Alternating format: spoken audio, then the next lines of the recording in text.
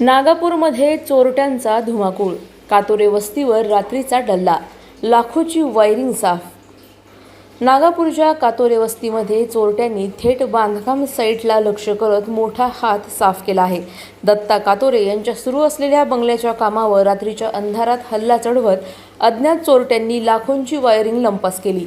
Store रूममधील तसेच साईटवरील संपूर्ण wiring चोरट्यांनी अक्षरशः साफ करत अंदाजे 8 ते 9 लाख रुपयांचा माल घेऊन पलायन केलं।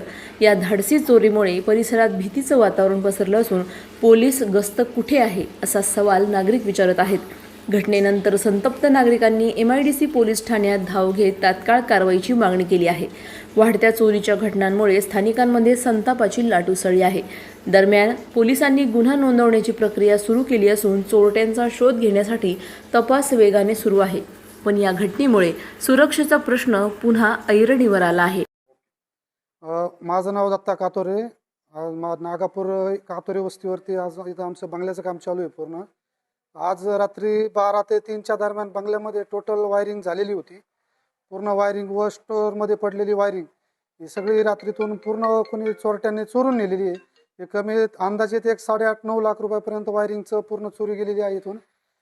आणि आमचं पूर्णपणे खूप नुकसान झालेलं आहे। आणि याच्यावरती पोलिसांनी लवकरात लवकर कारवाई करून जे कोणी चोर असतील त्यांना पकडावं, किंवा जर त्यांनी दिरंगाई केलं तर आम्हाला बी आमचं थोडंसं उपोषण वगैरे करून आंदोलन करावं लागेल।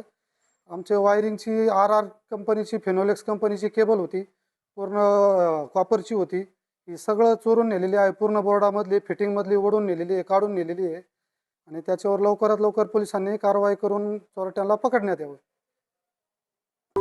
अशाच बातम्यांचा आढावा घेण्यासाठी आजच आपल्या YouTube चॅनलला सबस्क्राईब करा। बातमी आवडल्यास लाईक करा आणि इतरांपर्यंत शेअर करा।